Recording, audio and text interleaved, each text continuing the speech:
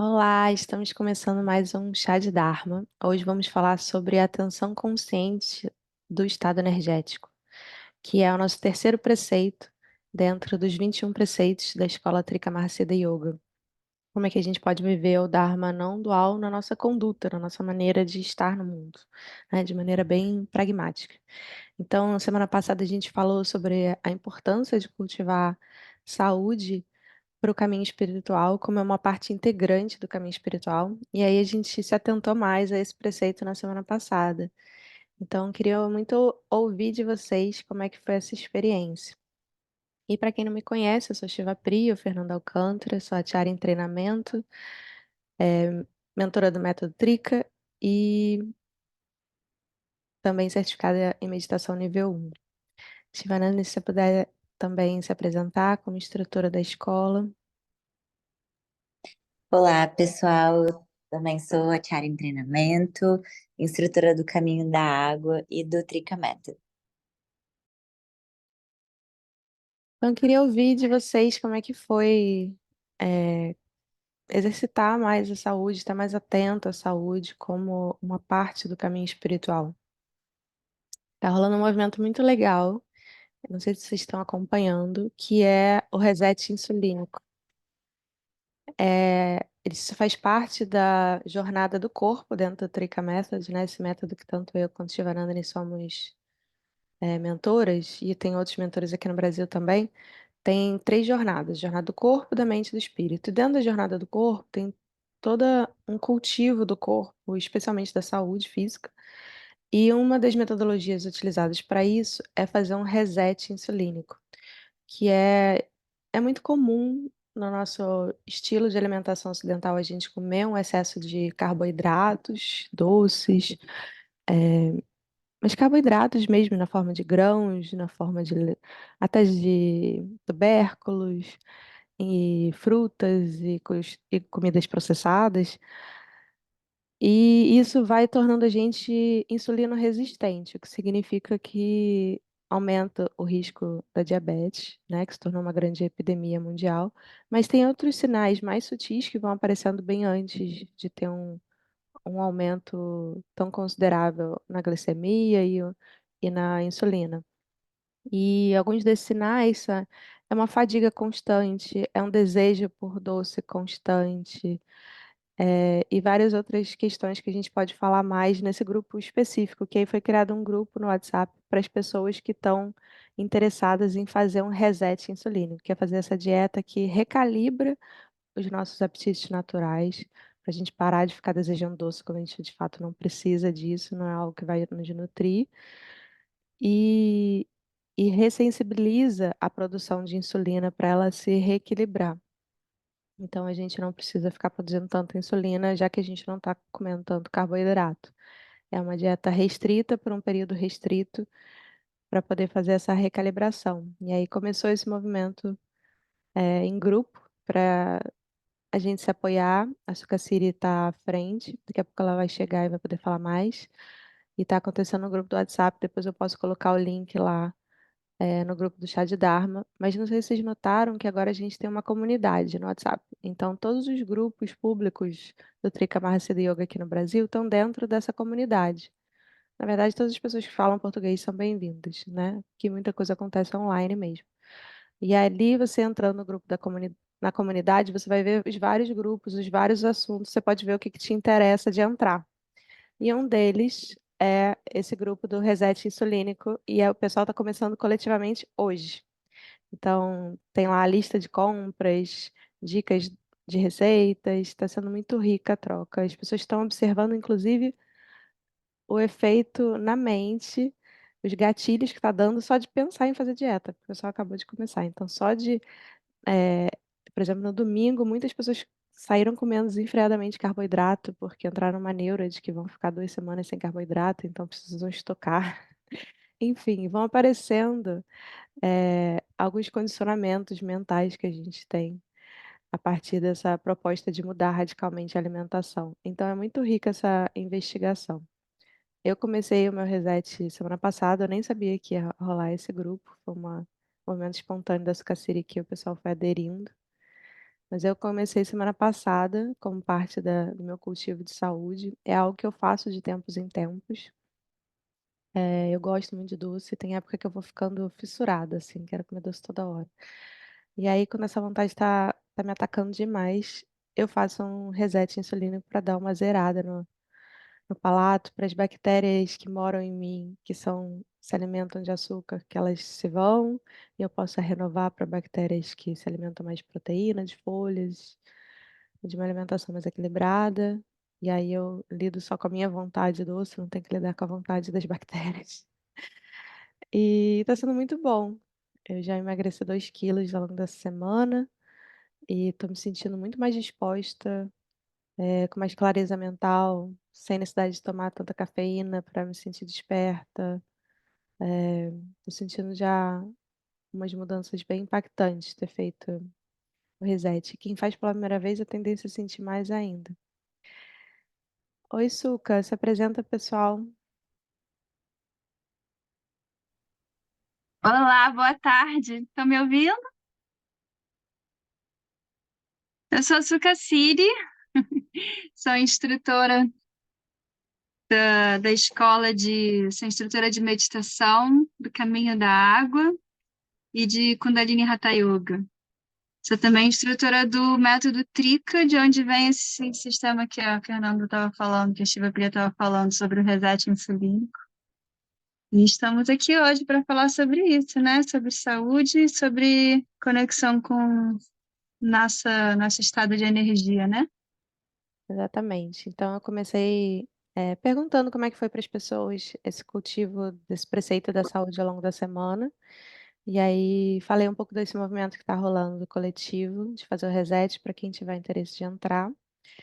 E, e aí queria saber de você e de quem mais quiser compartilhar como foi cultivar a saúde, mais atentamente, já que a gente se propôs a isso ao longo dessa semana.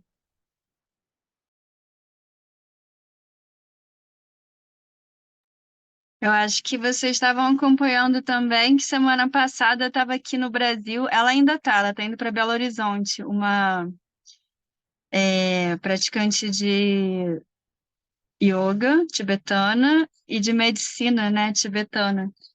E ela deu alguns ensinamentos aqui no Rio. Eu tive a oportunidade de estar em uma das palestras e eu me senti com uma muito próxima, apesar de nunca ter conhecido ela por dois motivos. Um, porque ela fala de uma naturalidade sobre Dharma, sendo não monástica, ela é Nakpa, é uma de família de yogis e yoginis do Tibete. Então, muito lindo ver isso, né? O Dharma não monástico. E também por isso, muito legal a palestra dela sobre medicina tibetana, bem parecida com a medicina indiana. E a forma linda como ela apresenta os mantras, os textos sagrados, falando de peido e vata, e sobre o nosso fogo digestivo, sendo tudo isso sagrado ao mesmo tempo, é como se eu tivesse encontrado uma irmã, porque eu parecia até então, eu me senti até então a única doida que fazia esse tipo de paralelo. E foi muito legal, foi muito legal. Fez parte também da nossa Semana da Saúde. Legal. Quem mais quer falar um pouco de como foi cultivar o preceito da saúde, integrar a saúde e espiritualidade, ver Dharma no cultivo da saúde?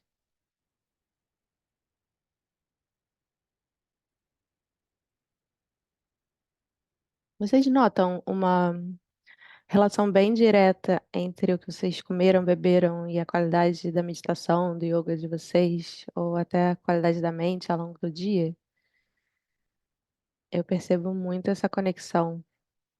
A quantidade de café que eu bebo tem uma interferência bem direta, né? O quanto a minha mente vai ficar agitada, por exemplo. Ou outros tipos de cafeína às vezes também interferem, mesmo mais brandas. Mas se eu como uma comida que não foi muito apropriada para mim naquele dia, foi pesada demais, ou me causa flatulência, assim, foi seca demais, isso altera o meu humor, altera a qualidade da minha mente, altera a minha meditação, assim, fica muito evidente. Se eu fico com um torpor maior, eu fico mais sono, bocejando durante a meditação e sentindo a mente mais estagnada, mais nebulosa, sabe? Então, isso tem muito a ver com a gente desenvolver a sensibilidade dos nossos apetites naturais, que foi algo que a gente já começou bastante a falar na semana passada, e que tem uma íntima relação com o tema de hoje, que é a gente desenvolver essa atenção consciente do estado energético, né? Porque à medida que a gente vai ficando mais e mais sensível à nossa própria energia e à energia de ciclos maiores também, a gente vai ficando mais sábio em relação ao que a gente está precisando a cada momento, em relação ao alimento e em relação a outros hábitos do dia a dia, né? Será que eu estou precisando de uma xícara de café ou estou precisando fazer um yoga nidra e descansar, né? Será que eu estou precisando de mais uma hora de sono ou de levantar e fazer atividade física, né? Então, isso só o nosso corpo pode nos sinalizar do que de fato eu estou precisando. E a gente sente muito isso à medida que a gente vai desenvolvendo essa sensibilidade à nossa própria energia. Vocês ficaram atentos a isso ao longo da semana? Como é que foi essa investigação?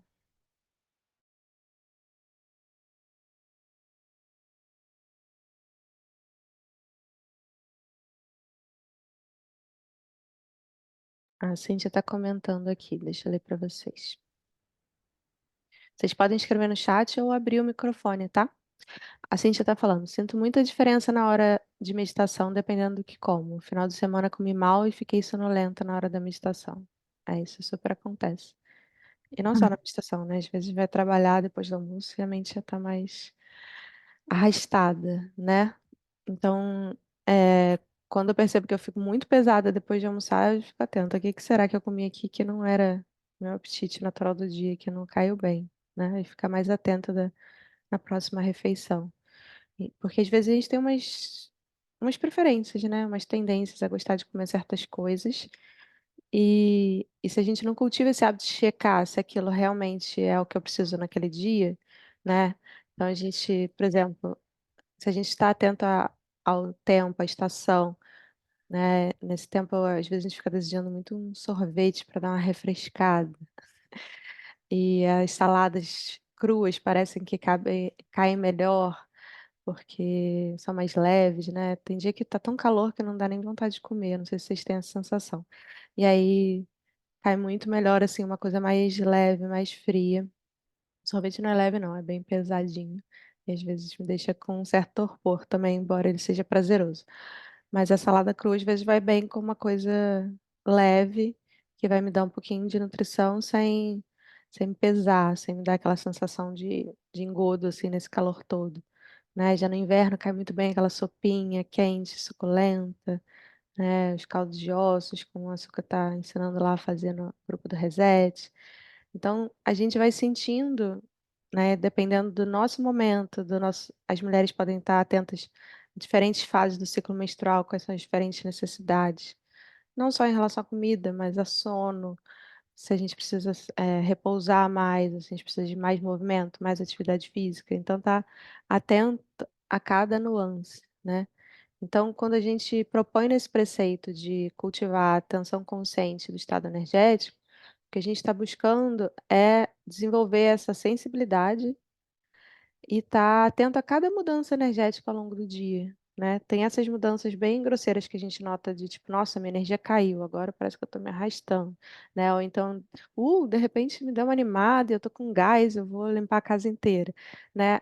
Tem essas mudanças mais grosseiras, ou então quando, sei lá, alguém te fecha no trânsito, você fica irritadíssimo, xinga, e aí tem uma mudança energética brusca. Ou alguém te conta uma notícia ruim e de repente, né, sua energia cai, você fica triste. Então, tem essas mudanças bem bruscas, que são bem evidentes pra gente. Mas às vezes a gente fica tão identificado com a notícia ruim ou com a pessoa que fechou no trânsito que a gente nem percebe que mudou nossa energia, né? A gente está mais preocupado com o outro do que sentindo a gente. Que dirá as mudanças que são mais sutis, né? E eu posso dizer como 9 no Enneagrama, para quem conhece Enneagrama, que isso é uma coisa que foi bem impactante para mim quando eu fui aprendendo a desenvolver essa sensibilidade da minha energia, porque eu funciono muito na mente e tendo a ter uma desconexão com o corpo, assim, se eu não ficar atenta. Então, quando eu comecei a fazer terapia durante a faculdade de psicologia, minha psicóloga perguntava: "O que que você está sentindo?" E eu não sabia responder, eu não tinha essa conexão, não sabia dizer o que que eu estava sentindo, eu sabia contar o que eu pensava sobre aquilo, o que eu acreditava que devia acontecer, o que que não devia acontecer, né, um monte de coisas racionais, mas o que eu estava sentindo eu não tinha sensibilidade para isso. Eu sei que tem pessoas que as emoções vêm muito à flor da pele, mas tem pessoas que as emoções ficam muito submersas, né. Então, para mim foi uma investigação de começar a sentir mais e mais as minhas emoções, a minha energia, e foi, nossa, abriu um outro mundo para mim, né. E para aquelas pessoas que têm a energia já muito aflorada, as emoções muito à flor da pele, tudo impacta muito, tem uma reatividade emocional muito grande, também estar sensível a essas flutuações sutis ajuda a não chegar naquele pico tão grande que grita e chora e tem uma reação muito explosiva que depois vai se arrepender: "Ai, não devia ter falado aquilo, fui muito impulsiva". Se você está percebendo que a energia está mudando, você tem mais tempo de ação para pensar: "Não, eu vou me retirar dessa situação, vou logo falar o que eu estou pensando antes que eu exploda". Enfim, tomar uma decisão do que é melhor fazer antes da reação ficar muito exagerada, né. Então por isso a gente vai desenvolvendo é um dos motivos que a gente vai desenvolvendo essa curiosidade, essa intimidade com o estado energético. E aí quero ouvir vocês, como é que tem sido isso? Eu senti que você fez o link já, né, entre o segundo e o terceiro preceitos, porque eles são tão próximos, né? Cultivar a saúde sem estar em contato com nossa experiência energética é muito difícil. Eu posso ir falando um pouco enquanto alguém vem para confortavelmente me cortar? Pode ser assim? Claro. Podem aí abrir o microfone e me cortar, porque eu tô também preenchendo espaço. Ele desce, por favor. Nossa, combinados não cumpridos na família. Brinca de outra coisa, meu amor. Eu queria mencionar aqui o Automatic Emotional Facilitation, que em português seria facilitação emocional automática, né? Eu acho que isso é importantíssimo a gente falar. É um termo na nossa escola que é muito citado porque a gente quer muito que as pessoas percebam o que que é esse trem, porque existe um tipo de emoção que cada pessoa tem uma propensão, né? Então, quem é mais vata pode tender a ansiedade, quem é mais pita pode tender mais a raiva, quem é mais capa, 4 de enneagrama, pode tender mais a uma melancolia, uma tristeza, mas tem alguma emoção que para você pode ser mais constante. Só que o problema da constante é que ele vira que nem o radinho de pilha da vovó, que ela esquece sempre ligado e ela nem ouve mais. Só que não é verdade que porque ela não repara mais no radinho de pilha, aquilo não está estressando ela e não está informando os órgãos dela, os tecidos dela, né, a vivência da experiência dela, ou que não está encobertando a capacidade dela de estar em contato com a essência dela. Então é muito importante a gente identificar, né, se existe uma facilitação emocional automática, crônica, que está rolando lá atrás como um radinho de pilha. Isso já foi tema de chá de Dharma, né? E tá lá na página do YouTube de chá de Dharma um episódio, um dia só sobre isso, né? Eu Foi posso na época que a gente falou compartilhar sobre depois o link. inteligência emocional. É sobre reatividade emocional, quando a gente estava falando bastante sobre sanidade básica. Sanidade básica, isso. Sim, é algo para a gente estar bem atento, porque é desses movimentos mais sutis, né? Como eu estava mencionando, tem essas reações emocionais que são muito evidentes, fica evidente até para quem olha para nossa cara, assim, que a gente não está bem, que alguma coisa impactou ali. Mas tem aquele ruidinho de fundo, tipo um ventilador barulhento que você tá ali, tá incomodando, mas você não se dá conta. Quando você desliga, dá aquele: "Ah, nossa, que bom que desligou", que estava aquele barulho constante perturbando. Só que como a gente sente uma emoção quase que o tempo inteiro, é como se ela nunca desligasse. Então a gente nunca tem aquela experiência de perceber que ela estava ali, a não ser que, tipo, sei lá, tiro férias, saia totalmente do meu modus operandi normal. E aí relaxo, descanso, tenho uma experiência agradável e falo, nossa, aquele lugar é incrível. Eu não me dou conta que eu saí daquela emoção constante, seja de ansiedade, seja de irritabilidade ou de melancolia. E eu atribuo ao lugar, ou então eu vou encontrar amigos que eu gosto muito e é um encontro muito prazeroso, e aí eu saio daquela facilitação emocional automática e eu acho que é aquela pessoa, ou aquela pessoa por quem eu me apaixonei, é ela que me causa bem-estar. Quando na verdade a gente que saiu do nosso modo típico de ficar sentindo aquela mesma coisa de novo, de novo, de novo, de novo, né? Então exige que a gente vá desenvolvendo essa sensibilidade cada vez mais profunda para identificar qual é a nossa emoção de fundo, que está sempre lá como um ventilador barulhento. Diga, Flora. Inclusive, eu tô aqui com um ventilador barulhento que tá quente pra caramba, aqui em Vila Isabel. Mas eu posso tirar uma dúvida? É, dá pra ter dois, dois sentimentos que são como um barulho de ventilador constante, né? Porque, assim, você fala como se tem que ser um, mas pra mim é como se fosse. Pra mim parece que eu tenho duas coisas que são constantes na minha vida, mesmo quando eu não tô sentindo, mas parece que sempre tá sob a superfície, assim. E pode eclodir a qualquer momento, assim, tipo, sabe? Como uma coisa mais forte. Eu não sei se pode ser lido dessa forma, como essa facilitação emocional, dois sentimentos diferentes. Eu não sei, eu tô em dúvida, eu só queria esclarecimento sobre isso. Com certeza. Tinha uma época da minha vida que eu estava ficando assim, qualquer coisa me transbordava. Fui no psiquiatra, ele chamou de transtorno ansioso depressivo, mas era isso. Estava triste, ansiosa e era tudo ao mesmo tempo e estava tudo prestes a explodir. Então, assim, claro que tem fases na nossa vida que tem algumas emoções que ficam, e o processo aqui é nos tornarmos conscientes desse estado energético e desconstruir, né? Retomar o equilíbrio. Uhum. Tem uma meditação que eu gosto muito, que não é da escola, que é uma meditação terapêutica, dessas do tipo guiada, que você pode aprender a se guiar, que ela é uma meditação para desprogramar padrões emocionais que são muito repetitivos. Ela vem de um livro que chama Quebrando o Hábito de Ser Você Mesmo. Ela não é uma meditação tradicional do Dharma, é uma meditação terapêutica. Oi? Você postou sobre esse livro há tempo, né? Na sua rede. Sim. É um livro que eu gosto muito, porque eu tive muito resultado comigo fazendo e também com os meus clientes de psicoterapia. E aí o que eu noto nele, você escolhe uma emoção para você ficar trabalhando, né? Uma emoção que você facilite muito, que você sinta com muita frequência. Pode ser intensa, pode ser aquela de fundo. E aí, trabalhando uma emoção, eu via que eu desprogramava mais de uma, porque ela meio que já vinha num bololô, né? Vinha uma emoção que já puxava outra, que já puxava outra. Então, à medida que eu ia reduzindo essa reatividade emocional de uma emoção, ela ia levando outras embora junto, sabe? E é algo que a gente vai aprendendo a se libertar.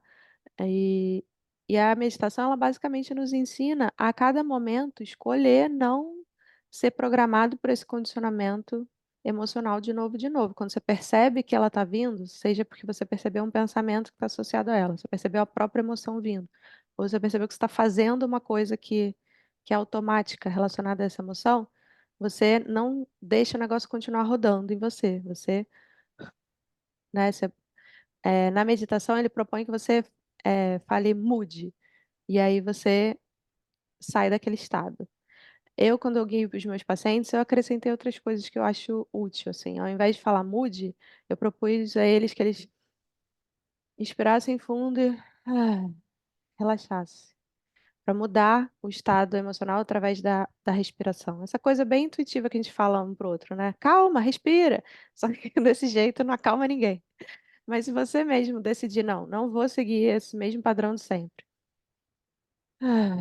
E aí mentalizar um sankalpa, né? Um pensamento chave sobre o que que você quer colocar no lugar daquele mesmo pensamento repetitivo de sempre, relacionado àquela emoção, você escolhe um pensamento sobre o que que você de fato quer no lugar daquilo, né? Seja a qualidade, a virtude que você quer expressar, o hábito que você quer implementar, o objetivo que você quer alcançar, né? Um sankalpa que você escolhe uma frase de impacto que você vai repetir no lugar daqueles pensamentos associados àquela emoção. E aí você vai escolhendo mudar, mudar, mudar. E aí de tanto você mudar, aquele padrão ele se dissolve, ele vai se enfraquecendo, enfraquecendo até deixar de operar em você de forma automática. E é super Então, funciona. por exemplo, por exemplo, se eu tiver um padrão de ansiedade e eu quiser trocar por paciência, eu faço isso. Eu faço um Sankalpa. Como eu faria esse Sankalpa, por exemplo? Não sei. Como construiria Eu essa sugiro frase? muito você fazer durante o Yoga Nidra, né? Nessa meditação, Uhum. ele surge dentro da meditação. E a meditação ela também te leva para um estado semelhante ao do Yoga Nidra. Então você pode fazer o Yoga Nidra e nele você, é, quando a mente estiver bem relaxada, deixar esse Sankalpa vir à tona. O que que você quer, né? Pode ser simplesmente paciência, seu Sankalpa, mas pode ser mais elaborado que isso. Deixa ver o que vai vir no Yoga Nidra. E aí você tenta evocar a paciência, né? E finge até conseguir. No início você fala a frase e meio que não acredita, até que você vai, tá bom. E aí até que você começa a ser mesmo aquela frase, né? O Obrigada. que mais? Quero ouvir vocês sobre o cultivo da saúde, a sensibilidade dos apetites naturais e ao cultivo da consciência do nosso estado energético. Como é que é isso para vocês? Cara, pra mim, eu melhorei muito em relação a isso, eu percebi isso. Mas eu já percebi que simplesmente, às vezes, eu sei, só que mesmo assim, eu decido ignorar. E eu, tipo assim, tá, eu tô sentindo que eu tô assim, mas desculpa, eu não tenho tempo, é meio taco foda-se, entendeu? Tipo, foda-se, eu tô cansada, mas beleza, mas eu tenho que fazer isso. Ou eu tô, sei lá, eu não tô com fome, mas eu tenho que comer nesse horário. Ou eu tô com, enfim, essas coisas, assim, tipo, eu tenho um horário pra comer, esse tipo de coisa, assim, e muitas vezes eu meio que só não dou ouvidos, assim, eu sei, eu tenho consciência do que tá acontecendo, mas eu simplesmente escolho não fazer. Isso é um problema pra mim, na verdade. A gente precisa, quando está acontecendo com muita frequência, a gente precisa observar se a nossa rotina está precisando de uns ajustes, mudar a hora que come, né? Se aquele horário nunca está com fome, por exemplo. Eu sinto fome muito cedo à noite. Eu janto, se eu terminar de atender às 5 horas da tarde, eu vou jantar às 5 horas da tarde, que é um horário bem cedo para carioca, assim. Mas eu sinto muita fome esse horário. Se eu não jantar esse horário, eu vou acabar lanchando alguma coisa, não vou ficar satisfeita, daqui a pouco eu vou estar comendo outra coisa até eu de fato sentar para jantar. Então, não vale a pena. Vale muito mais a pena para mim, para o Uhum. meu corpo, eu jantar esse horário. E aí, quando eu vou dormir, meu estômago já tá vazio, não tenho digestão, nada disso. Então, isso foi algo que eu percebi em mim. E aí, quando acontece de eu ter que trabalhar até de noite, eu vou atender até mais tarde, eu preciso fazer um lanchinho, pelo menos, reforçado esse horário, para poder aguentar e esperar e jantar mais tarde. Então, esse tipo de sensibilidade, perceber quando que a gente está com fome e aí ajustar a nossa rotina, nem sempre a gente consegue, depende muito do nosso estilo de trabalho, né? Mas ao máximo possível tentar fazer esses ajustes para a gente não estar sempre passando por cima dos nossos apetites naturais. Porque a tendência, quando a gente não os ouve, assim, ouve, mas não atende, é a gente parar de ouvir daqui a um tempo. A gente vai perdendo a conexão com eles. Chega uma hora que a gente já nem se dá conta mais que a gente está fazendo o contrário do que a gente precisa. E o contrário também é verdadeiro. Se você está se sentindo muito desconectado dos seus apetites naturais, você não consegue identificar o que que eu estou precisando. Será que é descanso? É movimento? Será que eu estou precisando comer isso ou aquilo? Começa a respeitar seus apetites naturais, que essa sensibilidade vai aumentando. Do tipo, tá com vontade de peidar? Peida. Não fica prendendo peido. Vai direto pro banheiro, peida logo. Né? Tá com vontade de fazer xixi? Não fica esperando chegar em casa. Encontra um banheiro limpo no caminho e faz logo o xixi. Né? Não fica negando os apetites naturais, não atendendo, porque senão essa desconexão vai ficando cada vez maior. E quando a gente vai, ao contrário, respeitando essa vontade mais e mais, ela vai se tornando, a gente vai aumentando essa sensibilidade naturalmente a gente vai começar a desejar comer o que é saudável pra gente, né? E que se a gente vai se afastando, o contrário acontece, a gente só quer comer porcaria. Diga, Shivanandani.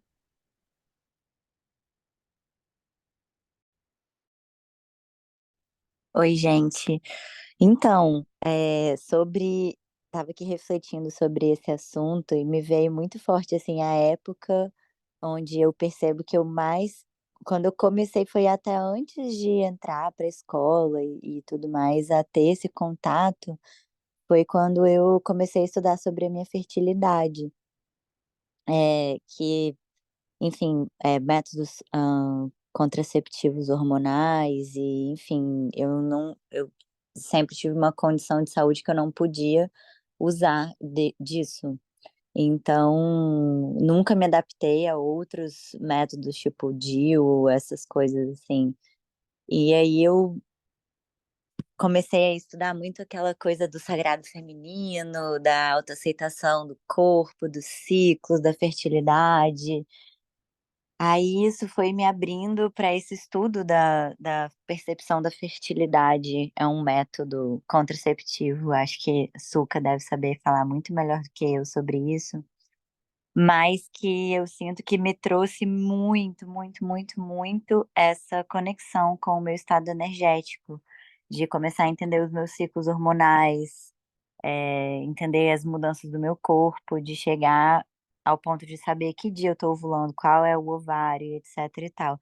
E assim, eu percebi que nessa jornada, essa, esse contato com o estado energético aconteceu muito de um lugar de amor, carinho e aceitação do meu corpo, do meu ser, assim. Então, não sei, acho que eu posso estar viajando demais aqui, mas eu sinto que esse contato, pelo menos na minha experiência do estado energético, veio muito junto com uma coisa não dizendo que eu afirmando alguma coisa que eu estava nesse estágio ou tô, sei lá, mas que eu sinto que tem muita conexão com o estágio 3 assim, essa conexão profunda com seu estado energético, com essa autoaceitação, com esse carinho, com esse cuidado, com essa intimidade com o seu próprio ser, assim. Não sei, talvez eu possa estar viajando na maionese, mas eu sinto que tem uma conexão forte, assim.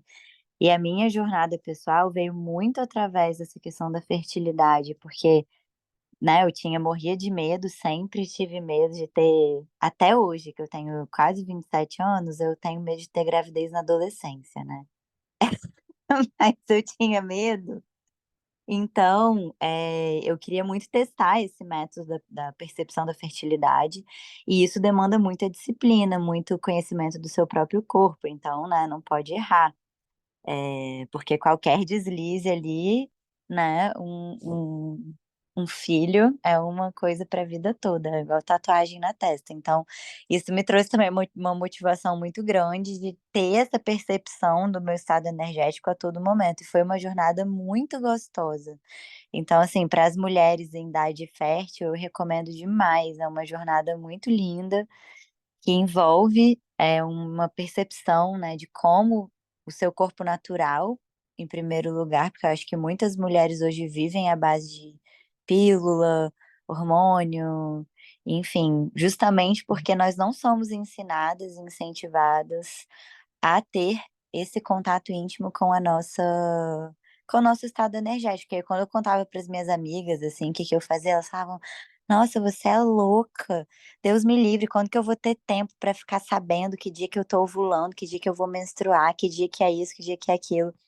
Então é isso, a gente vive num modelo de sociedade, né, que é muito louco, que ensina que é muito mais barato a gente vender a nossa vida, né, para trabalhar igual uma louca, para fazer um milhão de coisas, e que é muito mais custoso, vou colocar caro, custoso, a gente ter essa percepção do nosso estado energético, do nosso corpo, dos nossos hormônios, das nossas emoções.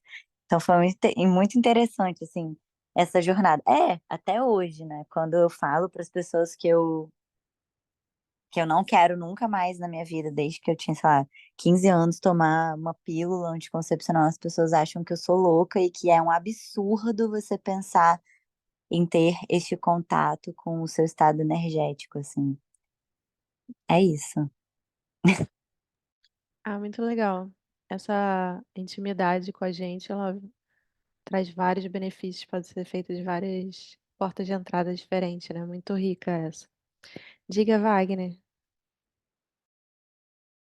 Olá a todos, boa tarde.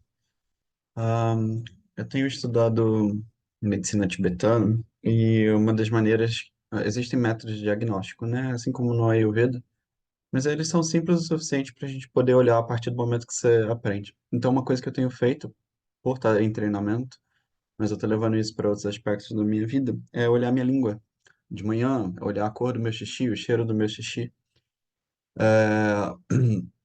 E ao longo do dia notar essas variações basiconas, né? De tipo, eu me sinto pesado, então provavelmente o elemento terra e água estão mais desequilibrados. Eu tô com preguiça, eu tô com. É que são as coisas mais frequentes para mim. Apesar da minha constituição ser, o que na Ayurveda chama Vata Pitta, né? Ah, eu tenho notado bastante essa qualidade do kapha. E aí, quando a gente tem essa noção básica, né, de tipo, ou então outra qualidade, sei lá, perfeccionismo. Perfeccionismo pode estar, de acordo com a medicina tibetana, ligado a um excesso de elemento fogo, né? E aí fala, interessante, né? Eu pego essas coisas e falo, tá, então dá para eu fazer alguma coisa a respeito disso. Aí quando eu tenho tempo, eu faço alguma outra postura de yoga, alguma respiração, mas o que eu invisto bastante é na alimentação, chás e etc. Então eu já tenho um conjuntinho aqui de chás que é para o dia a dia e tipo, isso aqui pacifica vata, isso aqui pacifica pita e tal. E aí com isso eu tenho conseguido bons resultados. Cada dia é um desafio diferente, porque certas emoções eu tenho mais dificuldade de desapegar e tal. Mas você tem essa noção básica e aí você corrige, né? Tipo, as duas coisas que a gente consegue fazer de imediato é tipo, o que que eu tô comendo que está influenciando a minha energia a ficar assim? Porque o que você come é o que vai se tornar a sua mente e seu corpo, né? E, portanto, vai refletir no seu estado energético. E aí mudar um pouquinho a dieta nesse sentido, né? Ou então, estilo de vida. Acho que eu tô dando mole na hora de dormir. Acho que eu realmente, como você falou, né, Shivapriya, sobre o seu horário de comer. Acho que eu tô comendo muito tarde, eu não tô conseguindo descansar direito porque meu corpo tá trabalhando quando eu deveria estar dormindo. Então, mudar essas pequenas coisas já faz uma diferença absurda, uma diferença absurda.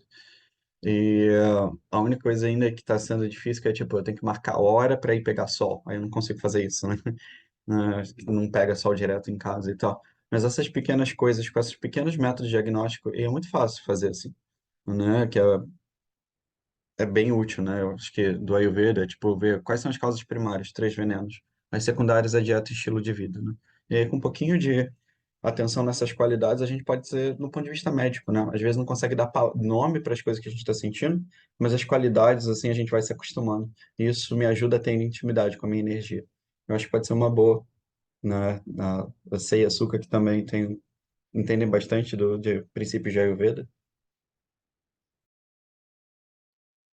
Sim, dentro do site do Trikamacida Yoga tem o curso de Ayurveda, que a Suka até recomendou no último encontro, que ele é muito rico, esse curso online.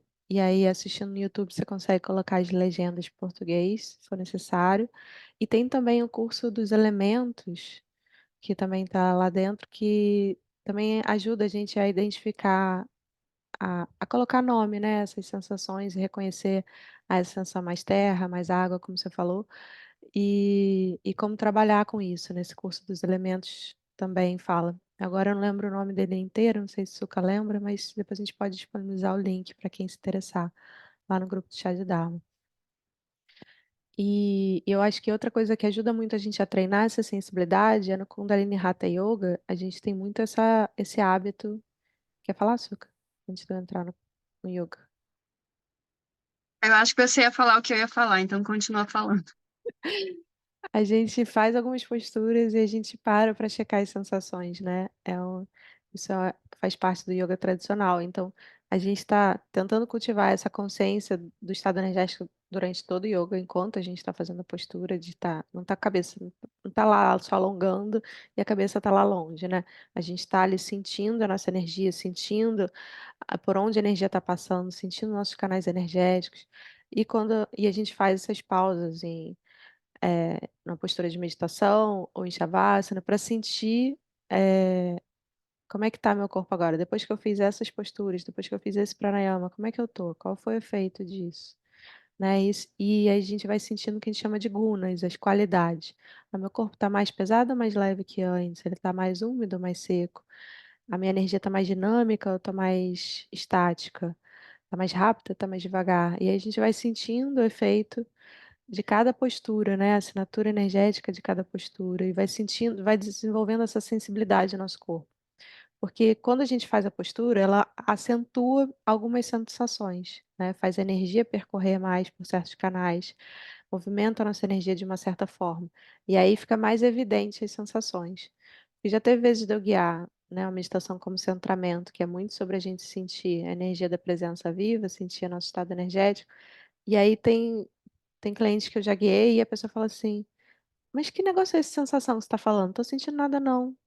Não sei o que é isso. Toda vez você manda sentir sensação, não sei o que é isso. E aí tem gente que está tão desconectado do próprio corpo que não consegue identificar sensação nenhuma. Por mais que eu vá sugerindo, né? Tipo, sente aonde está mais frio, aonde está mais quente. É difícil sentir. E no Kundalini Hatha Yoga, essas sensações elas ficam mais intensas, né? Até quando a gente faz uma atividade física, certas sensações ficam mais intensas. Então é mais fácil a gente perceber. E aí, à medida que a gente vai desenvolvendo essa sensibilidade na prática do yoga, é mais fácil levar isso para o dia a dia e a gente começar a perceber movimentos mais sutis de mudança energética, né? Que não necessariamente foi causado por um pranayama ou por um asana. Se você quiser complementar, Açúcar.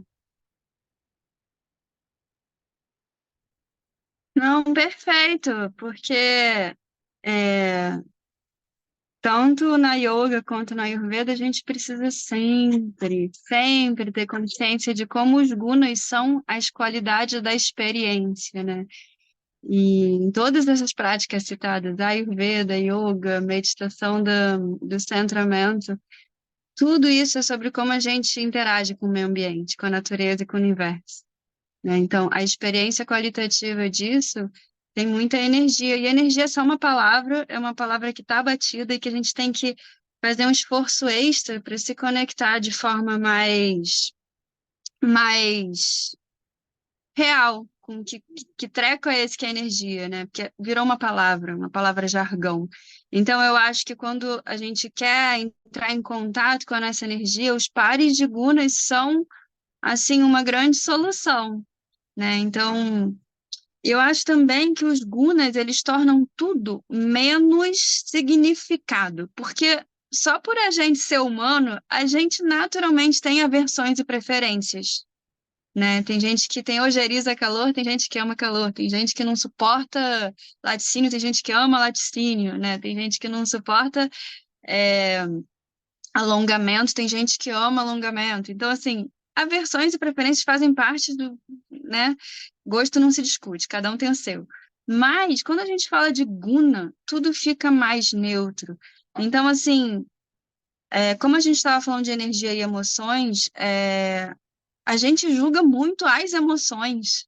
Parece que existem emoções que são boas, como alegria e felicidade, e ruins, como raiva e tristeza. Mas quem disse, em que momento da humanidade alguém disse que existe essa classificação moralista e julgadora de positivo e negativo, né? Então, isso é uma coisa que a gente precisa muito tentar não fazer, porque as emoções não são melhores ou piores, né?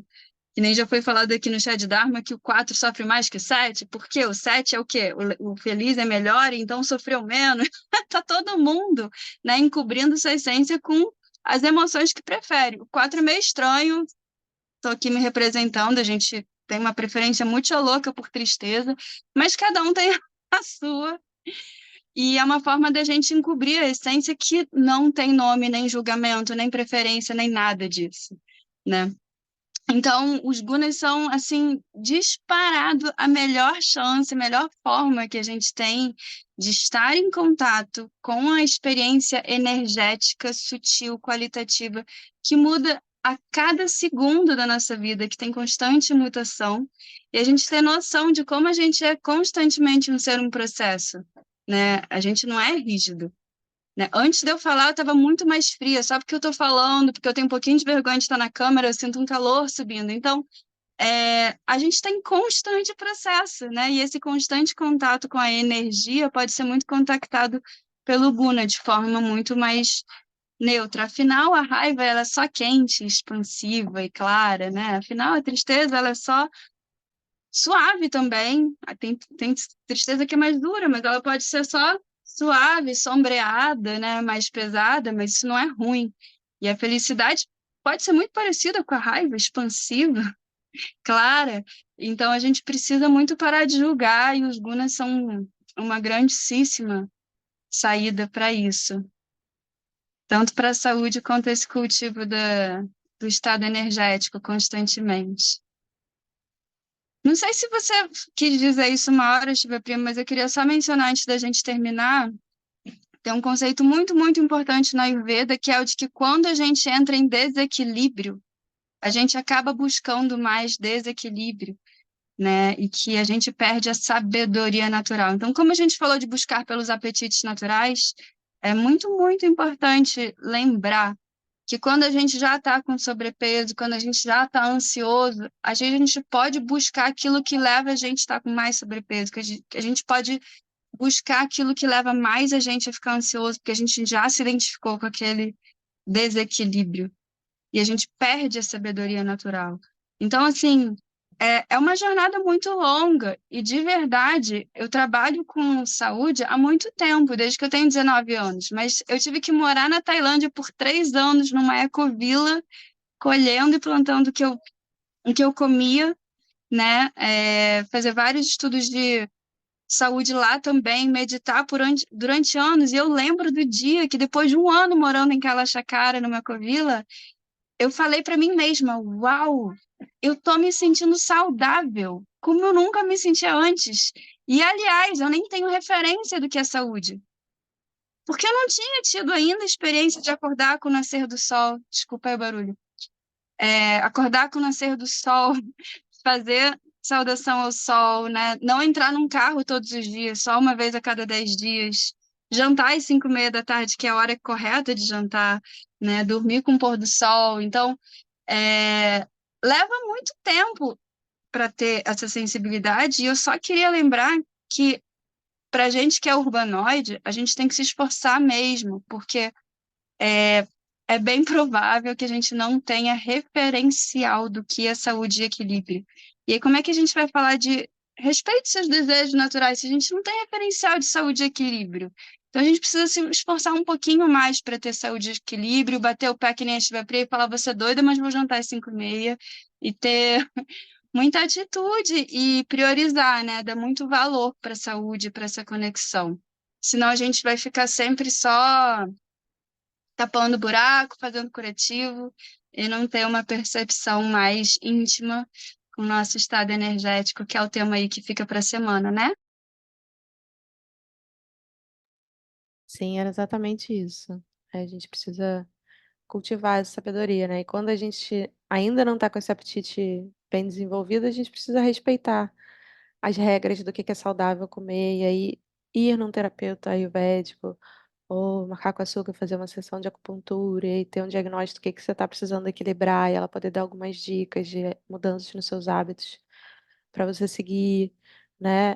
Isso ajuda muito no início, quando a gente está com esse apetite totalmente regulado, a gente poder contar com a ajuda de um terapeuta, de um médico que vai nos orientar nesse aspecto, de um nutricionista, do que for, para nos orientar do que a gente precisa fazer para voltar para o nosso eixo. E aí, a partir daí, sentir esse processo de voltar para o eixo, sentir como que essas mudanças que eu fui fazendo, como é que foi me impactando, para que a partir dali eu comece a escolher essas coisas não porque me disseram que é o que eu tenho que fazer, mas porque eu senti no meu corpo o efeito disso. Eu vi quanto faz diferença para mim comer ou não comer isso, me exercitar dessa ou daquela maneira, né? Desenvolver essa experiência própria, porque isso vale mais do que qualquer informativo do Ministério da Saúde, né? A gente tem acesso à informação até dizer chega. Isso não significa que a gente siga as informações que a gente já sabe que é saudável, mas quando a gente sente o nosso próprio corpo, no uau, olha a diferença que fez, eu tenho me alimentado diferente, olha como é que tá a minha energia, como eu tô com disposição, como eu tô me sentindo diferente, como eu tô dormindo melhor. Quando a gente sente na pele, a gente sente muito mais inspirado a seguir esse novo hábito, né? Muito mais do que alguém ficar me mandando fazer isso ou aquilo. E eu acho que você tocou num ponto importante, Suka, que foi do que é energia, né? Porque é uma palavra muito carregada de confusão. Virou assim um grande saco para muita coisa e o que cada pessoa quer dizer com energia pode ser muito diferente. Então, eu acho que nesse sentido que a gente está falando aqui, desenvolver a consciência da própria energia e dos apetites naturais, sentir as sensações, isso que a gente está chamando, que na Ayurveda se chama de gunas, né? Sentir a qualidade de cada sensação sem julgamento, sem dizer que essa sensação é boa, é ruim, é agradável, desagradável, desejável, indesejável. Não, mas só sentir como calor ou frio, como peso ou leveza, como áspero ou liso, ou qualquer outra qualidade que a gente consiga identificar, é uma forma da gente estar desenvolvendo essa sensibilidade com a energia. E aí, isso é algo fundamental no início do caminho espiritual, se a gente quer expressar essa energia maior e não dual do Sambhogakaya, né? Então a gente começa por essas coisas simples de estar em contato com a nossa própria energia através das sensações, simplesmente isso, né? Essa é a forma como a gente começa. E às vezes a gente usa essa palavra de uma forma muito esotérica, muito misteriosa, assim, né? Ai, eu senti a energia de fulano não estava boa hoje, a energia desse lugar, não sei o quê. Mas a nossa energia mesmo a gente não sente, né? Então é desenvolver esse olhar que a gente fica muito fofoqueiro para fora, para dentro, né? Poder sentir como é que a nossa energia está mudando a cada momento. E novamente falando como um 9 no Enneagrama, isso para mim foi muito impactante, porque muitas vezes eu tomava as decisões de uma maneira muito mental, sem perceber o feedback que isso tinha em mim, né? Como é que isso me impactava experiencialmente, para além do que eu acho que eu deveria ou não deveria fazer. E o Dharma ele até brinca que fala, quando o 9 diz um sim, provavelmente é um talvez. Se é um talvez, com certeza não.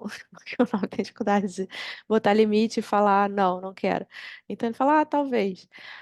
Então, para quem tem essa dificuldade de perceber o que realmente quer a cada momento, que é uma dificuldade bem típica de 9, sentir como bate no corpo, né? Tipo, a pessoa me faz um convite, eu falo, não, vamos lá, isso, vamos fazer. E eu sinto uma coisa esquisita, e eu falo, peraí, não, deixa eu pensar melhor, e eu te respondo amanhã, deixa eu checar minha agenda, e depois a gente combina, porque eu senti um mal-estar e eu preciso checar melhor se aquela decisão realmente é apropriada para mim ou não, né? E às vezes a gente, no calor da emoção, se empolga e sai dizendo sim para tudo, topando um monte de coisa, mas a sensação corporal muitas vezes traz uma sabedoria ali de dizer, não é por aí, né? Às vezes você tem certeza que você está tomando a melhor decisão, mas tem um troço assim, não é isso. Então, sentir a nossa energia pode trazer muitos elementos. Às vezes é uma insegurança, às vezes é um medo. Eu, eu quero fazer aquilo, mas eu estou preocupada, eu estou com medo se eu vou dar conta, se vai dar certo. Então, aquele mal-estar é essa insegurança.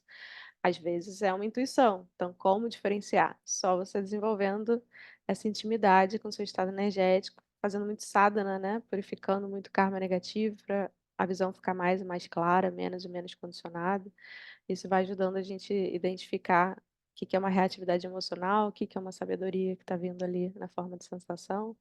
Então, é uma jornada de autoinvestigação, né? Como a Shivanandani estava falando dos processos com a ovulação dela, como foi rica essa exploração. Então, a gente está sempre se conhecendo mais e mais e se conhecendo como processo, porque a gente tende a querer se conhecer e saber meu novo rótulo. Ah, eu descobri, eu sou capa pita. Ah, meu ascendente é tal, né? A gente adora um rótulozinho novo. Mas a gente é processo, né? Então, por mais que eu seja capa pita, tem momentos que meu vata está totalmente desregulado, né? Por mais que meu ascendente seja tal, eu posso estar num momento muito diferente, que nem parece meu ascendente. Então, é poder sentir a cada momento, né? Tá nessa autoconsciência constante. E nisso a segunda atenção é fundamental.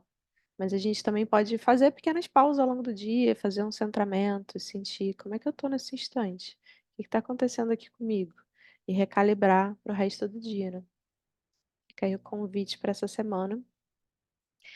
E semana que vem a gente vai falar sobre o preceito da fala, que é um bem cabeludo, cheio de detalhes, que é onde a gente é, sai muito dos eixos. E aí a gente vai poder falar sobre a fala semana que vem.